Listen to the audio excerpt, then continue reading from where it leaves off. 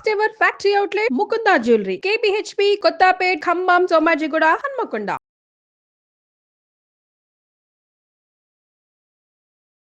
నమస్తే, welcome to Suman TV. నేను మీ స్వాతి.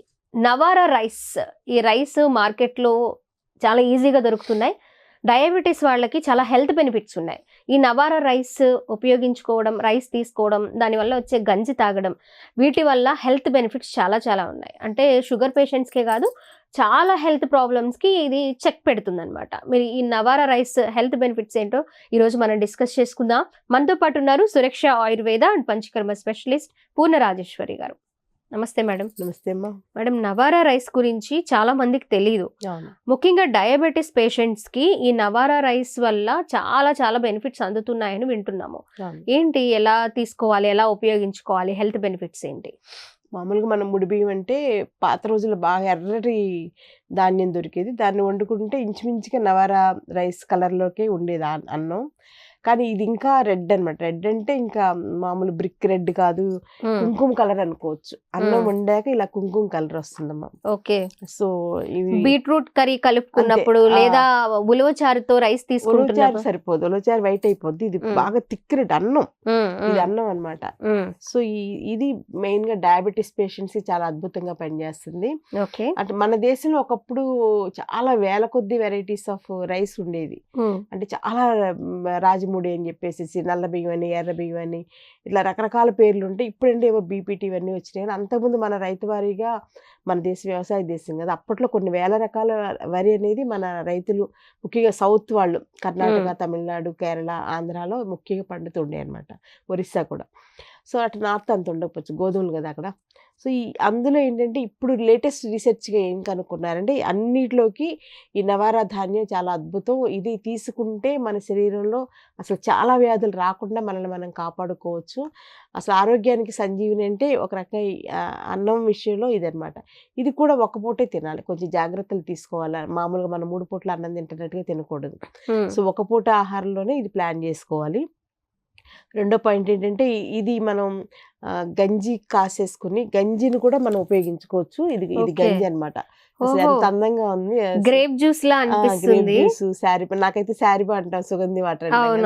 నాకన్నా ఆయుర్వేదం కళ్ళు కదా, అందుకని సుగంధి పాల్లాగా అనిపించింది. ఎంత అందంగా ఉందో. అయితే ఏంటంటే, నేను ఈ రైస్ నిన్నటి నుంచి వండడం మొదలు పెట్టాను. కొత్తగా ఇక్కడ దొరికింది. ఎలా ఉంటుంది, ముందు నా మీద ప్రయోగం చేసుకున్నాక ఏదైనా నేను బయటకి ఎక్స్ప్రెస్ చేస్తాను. నేనేదో థియరిటికల్ గా చెప్పేసేస్తే నాకు సాటిస్ఫాక్షన్ ఉండదు. దీనివల్ల ఏమైనా డిమెరిట్స్ ఉంటే నాకు తెలియాలి కదా. అందుకని ముందు నేను నిన్న తినేసాను. ఇవాళ కూడా గంజి వారి.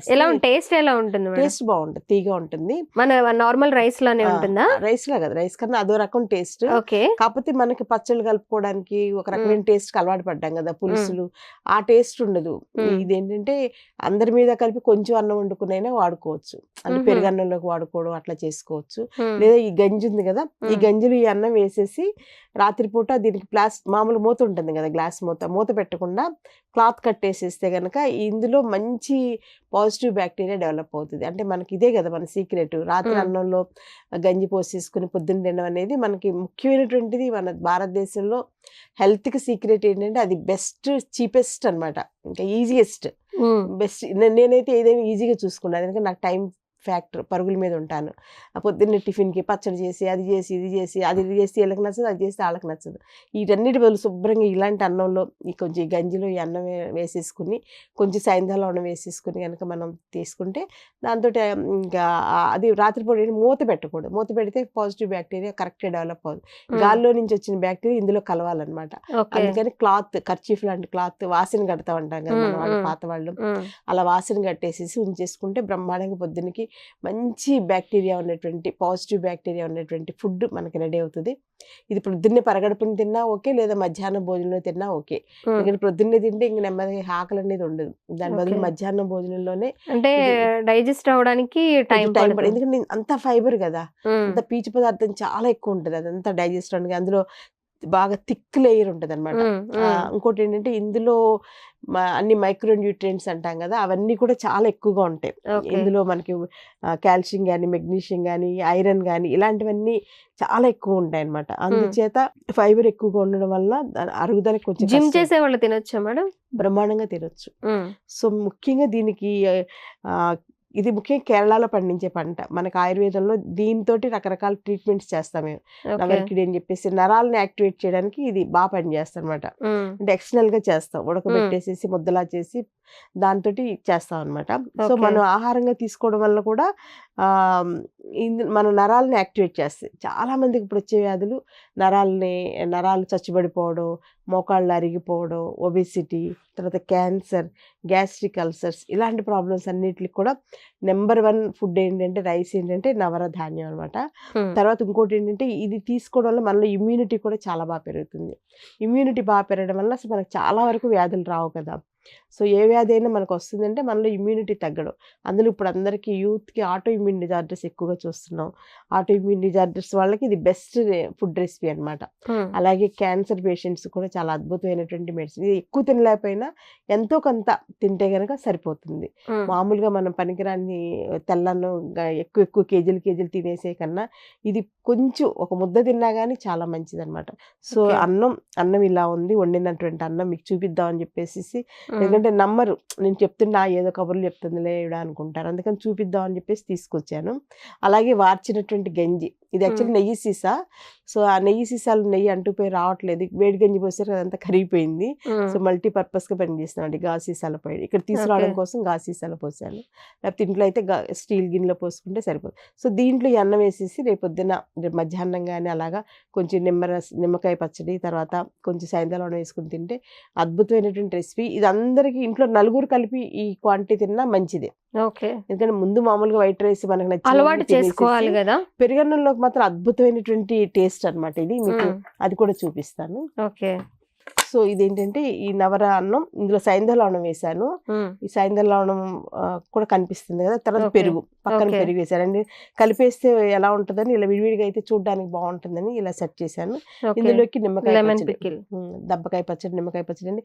ఇది కూడా క్యాన్సర్ కి అద్భుతమైనటువంటి మెడిసిన్. ఎవరికి తెలియదు నిమ్మకాయ పచ్చడి అసలు ఎవరు ఇప్పుడు తింటలేదు, పట్టించుకోవట్లేదు. ఏదో జ్వరం వచ్చినప్పుడు ఏదో పచ్చానికి వాడాలనుకుంటున్నారు, కానీ ఎవ్రీడే పొద్దున్నే నిమ్మకాయ పచ్చడి తింటే అది కూడా క్యాన్సర్ కి చాలా అద్భుతంగా పనిచేస్తుంది. ఒక్క ముక్కే అంతా తినక్కర్లేదు, ఒక్క ముక్క తింటే చాలు. అలాగే ఇప్పుడు మనకి ఎలా ఇంకా సమ్మర్, ఒక 10 నెలలు విజయవాడలో భయంకరమైనటువంటి సమ్మర్, దానికి ఏంటంటే ఈ కీరా దోసకాయ, ఇది కూడా నాటు కీరా దోసకాయ అనమాట. హైబ్రిడ్ అయితే పెద్దగా లూజ్గా నీరుగా ఉంటుంది, ఇది కొంచెం గట్టిగా ఫైబర్ ఎక్కువ ఉంటుంది, అది మెయిన్. కలర్ కూడా ఇలా ఉంటుంది నాటుది అయితే. సో నాకు లక్కీగా ఎక్కడ ఫ్రెండ్స్ ఇచ్చారు ఇవన్నీ కూడా. సో ఇది ఈ కాంబినేషన్ అనమాట. అంటే వేసవి తాపం తగ్గించుకోవడానికి పనిచేస్తుంది. మనం లంచ్ కి ఇది పట్టుకెళ్ళిపోయాం అనుకోండి, ఇలా ఒక కీరా దోశ ఈ కిట్ లాగా ఇవన్నీ పట్టుకుని వెళ్ళిపోతే హ్యాపీ అనమాట. ఇంకేమి అక్కర్లేదు మనకి. ఏదైనా కావాలంటే కొంచెం జంతికలు అవి ఒకటి దగ్గర పెట్టుకుంటే పళ్ళకి కొంచెం ఇదిగా ఉంటుంది, చాలు, సరిపోతుంది. సో ఇది నా సలహా అయితే మధ్యాహ్నం తీసుకోవడం మంచి. మామూలుగా మనం చద్దన్నం అంటే పొద్దున అంటాం కదా, ఇది మధ్యాహ్నం తింటే మంచి న్యూట్రిషియస్ ఫుడ్. ఇది అరగడానికి కూడా టైం పడుతుంది కాబట్టి మధ్యాహ్నం తీసుకుంటే అరుగుదలకు కూడా చాలా బాగుంటుంది. సో ఇది తీసుకోవడం వల్ల ముఖ్యంగా ఏంటంటే డయాబెటీస్ని మనం కంట్రోల్ చేసుకోవచ్చు. డయాబెటీస్కి ముఖ్యమైనటువంటి కారణం వైట్ రైస్ అని ఎప్పుడు చెప్తుంటాం కదా, 5 వైట్ పాయిజన్స్లో వైట్ రైస్. సో దానికి యాంటీగా ఈ రెడ్ రైస్ తీసుకోవడం వల్ల డయాబెటీస్కి చాలా మంచిది. తర్వాత సెకండ్ పాయింట్ ఏమో ఒబిసిటీకి చాలా మంచిది, మోకాళ్ళ నొప్పులకి చాలా మంచిది, అలాగే కీళ్ళవాతం అంటాం కదా, స్మాల్ జాయింట్స్ పెయిన్స్, దానికి మంచిది. సోరియాసిస్ కూడా చాలా మంచిది. ముఖ్యంగా ఆటో ఇమ్యూన్ డిజార్డర్స్కి చాలా అద్భుతమైనటువంటి డైట్. అలాగే క్యాన్సర్ పేషెంట్స్ కూడా చాలా మంచిది. అందుచేత ఇప్పటి నుంచి కనీసం ఒక 3-4 నెలల పాటు వేసవకాలం అంతా కూడా ఇట్లా ఈ టైప్ ఆఫ్ కిట్ లాగా మనం ఆహారం తీసుకోవడం అలవాటు చేసుకుంటే, సో ప్రొద్దున పూట ఇడ్లీ తిన్నా ఓకే, రాగి జావ తాగినా ఓకే, ఎలా అయినా ఓకే, మళ్ళీ సాయంత్రం ఇడ్లీ కానీ, చపాతీ కానీ, గోధుమ ఉప్మా కానీ ఇట్లా తీసుకుంటే ఏంటంటే డైట్ ప్లాన్ అనేది చాలా ఇంపార్టెంట్. డైట్ ప్లాన్ లేక ఏదో రోడ్డు మీద ఏది కనబడితే అది టెంప్ట్ అయిపోయి తినేసేసేయడం వల్ల చాలా జబ్బులు వస్తున్నాయి, భయంకరమైనటువంటి జబ్బులు వస్తున్నాయి. అందుచేత ఇది గ్యాస్ట్రిక్ పేషెంట్స్ కూడా చాలా మంచిది. గ్యాస్ట్రిక్ పేషెంట్స్ కూడా అల్సర్స్ ఫామ్ అయిన వాళ్ళకు కూడా లోపలంతా కూడా హీలింగ్ పవర్ని పెంచడం వల్ల గ్యాస్ట్రిక్ పుళ్ళు కూడా మానడానికి అవకాశం ఉంది. కాబట్టి ఎటువంటి వాళ్ళకైనా చాలా అద్భుతమైంది. పిల్లలకు కూడా చిన్నప్పటి నుంచి ఒక్క ముద్దే పెట్టండి, ఎక్కువ వద్దు, జస్ట్ ఇంత ఒక ప్రసాదం పెడతాం కదా, దేవుడి ప్రసాదం, అన్నవరం సత్యనారాయణ, అలా కొంచెం ప్రసాదంలా పెట్టుకుని అలవాటు చేసుకుంటే ఇంకా నాలా ఇష్టమైన వాళ్ళు ఎక్కువ తినొచ్చు, లేని వాళ్ళు కొంచెమైనా తీసుకోవచ్చు. ప్రసాదం అంటే మనం టన్నులు తిన్నాం కదా, ఇంతే తింటా ఏ దేవుడి ప్రసాదం అయినా కానీ. సో అలాగే అనుకుని ఇది కూడా ఆహార ప్రసాదం, అన్నం ప్రసాదం, అన్నం పరబ్రహ్మ స్వరూపం అంటాం కదా, అట్లా ప్రసాదంగా తీసుకోవడం మొదలు పెడితే తర్వాత మనకే కొంచెం ఇంట్రెస్ట్ కలుగుద్దండి. ఎప్పుడైనా సరే మనం చెడుని వదిలేసేసి మంచిని అలవాటు చేసుకునేటప్పుడు చాలా ఇబ్బందులు వస్తాయి. స్టార్టింగ్‌లో చెడు మంచి అయినా సరే కొంచెమే స్టార్ట్ చేస్తా. ఆయుర్వేదంలో కూడా అదే చెప్తారు. ఒక్కసారే అవన్నీ మానేసేసి ఇవి తీసుకోండి అని ఎక్కడ చెప్పరు. క్రమక్రమంగా తీసుకోమని చెప్తారు. సో, అందుచేత కొంచెం తీసుకుని నెమ్మదిగా అది తీసుకుంటున్నాక మనలో ఆరోగ్యంలో వచ్చేటువంటి మార్పులు మనం గమనిస్తున్నప్పుడు ఆటోమేటిక్‌గా మన మైండ్ కూడా ఇదే తిందాం అని మైండ్ ప్రిపేర్ చేస్తదనమాట. అది దూరంగా పెట్టినంత కాలం అది నాకు వద్దులే, నాకు అవసరం. ఇప్పుడు ఇన్నాళ్ళు మేము 25 ఏళ్ల నుంచి నవరధాన్యాన్ని ఆయుర్వేదిక్ ట్రీట్మెంట్స్‌లో వాడుతున్నాం. అది ట్రీట్మెంట్స్‌కే వాడాలి అనుకున్నాం గానీ తర్వాత ఇప్పుడు ఎంతో రీసెర్చ్ చేస్తారు మన అగ్రికల్చరల్ డిపార్ట్మెంట్ హైదరాబాద్ వాళ్ళు వీళ్ళందరూ కూడా. సో, వాళ్ళు సైంటిఫిక్ పాయింట్స్ అని ఇచ్చాక మన రైతులు పండించడం మొదలుపెట్టారు. బహుశా ఇదే ఫస్ట్ క్రాప్ అనుకుంటా మన ఆంధ్రాలో పండించడం. ఇంతకుముందంతా కేరళలోనే. సో, ఇప్పుడు ఇది చాలా ఫ్రెష్‌గా ఉంది. వండడం కూడా నాకు చెప్పిన వాళ్ళు ఏంటంటే కనీసం చాలా టైం పడుతుంది వండడానికి, కనీసం 1 గంట పడుతుంది అన్నట్టుగా చెప్పారు. సో, ఇదేం లేదు, రాత్రిపూట జస్ట్ ఒక కప్పుడు బియ్యం నానబెట్టాను.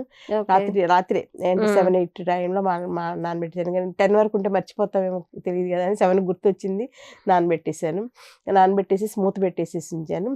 పొద్దున్నే 8 o'clockకి వంటింట్లో ఏవోటి కూరగాయలు సర్దుకుంటున్న టైంలో ఒకసారి స్టవ్ వెలిగించేసేసి ఒక బాయిలింగ్ పాయింట్ వచ్చాక కట్టేసేసాను. అంటే పొంగుతూ ఉంటుంది కదా అన్నం, పొంగుతున్నప్పుడు కట్టేసాను. అంటే 1:4 వేసాను వాటర్. అంటే గంజి వార్చాలి కదా అందుకని. సో, అది బాయిలింగ్ పాయింట్కి వచ్చాక స్టవ్ కట్టేసేసి వేరే పనులు ఉంటాయి కదా అవన్నీ చూసుకుని మళ్ళీ ఇక్కడికి అన్నం పట్టుకురావాలని మళ్ళీ 10 o'clock మళ్ళీ వెలిగించాక జస్ట్ ఒక 5 minutesలో ఉడికిపోయింది. సో, మామూలు అన్నం లాగానే. అంటే నేను ఇత్తడి పాత్రలో వండాను, లేదంటే నెక్స్ట్ మట్టి పాత్ర. అప్పుడేంటి ఆ పాత్ర వేడికి కూడా నెమ్మదిగా ఉడుకుతూ ఉంటుంది. ఎప్పుడైనా నెమ్మదిగా ఉడికింది మనకి మంచిది ఆరోగ్యానికి. ఫాస్ట్గా హైలో పెట్టేసేసి పొగలు వచ్చేసేలా వంటలు చేస్తే బయట వాళ్ళు అది చేసేది అదే కదా, ఆయిల్ అంతా బాయిల్ అయిపోయి మండిపోతూ ఉంటుంది అనమాట. ఒక్కోసారి నూడిల్స్ అయితే ఇంటి కింద నుంచి మంట అంటుకుని పైకి కూడా మంటలు వస్తున్నట్టుగా కళాయిలో కూడా చూస్తుంటే నా భయం వేస్తా అలాంటి సీన్స్ చూస్తే. ఇంత మంటలు వచ్చింది తింటే మనం ఏమైపోతాము, కడుపు కూడా మండిపోద్ది కదా అని నాకు విజన్ అనమాట, అలా అనిపిస్తుంది. సో, అట్లా కాకుండా ఇది చిన్నగా వండింది కాబట్టి వండడం కూడా కష్టమేం కాదు. సో, ఎవరైనా డౌట్ ఉంటే ఈ వీడియోని 1-10 సార్లు చేసుకోండి. ఏదన్నా ఉంటే మాత్రం నాకు ఫోన్స్ కాకుండా మెసేజ్ పెట్టండి వాట్సాప్లో. నేను ఖాళీ ఉన్నప్పుడు మీ మెసేజ్కి రిప్లై ఇస్తాను. ఇంకా ఇవి రైస్ కూడా ఎక్కడ దొరుకుతాయి ఏమన్నా కావాలన్నా కూడా నేను అంతా గైడ్ చేశాను. ఎందుకంటే ప్రజలు మంచి ఆహారం తీసుకోవడం ఒక్కటే ఇప్పుడు మనకున్నటువంటి వ్యాధులకు, జబ్బులకు పరిష్కారం కాబట్టి అన్నీ మనం అద్భుతంగా 100% తగ్గిస్తాం అనేది మనం అనుకోకుండా ఇట్లాగా మనం డైట్ కేర్ అనేది ఇంపార్టెంట్ కాబట్టి కుటుంబం మొత్తం కూడా ఇలాంటి మంచి ఆహారం తీసుకుంటూ ఆరోగ్యంగా నిండు నూరేళ్ళు ఏ వ్యాధులు లేకుండా ఉండాలని కోరుకుంటూ thank you so much ma'am.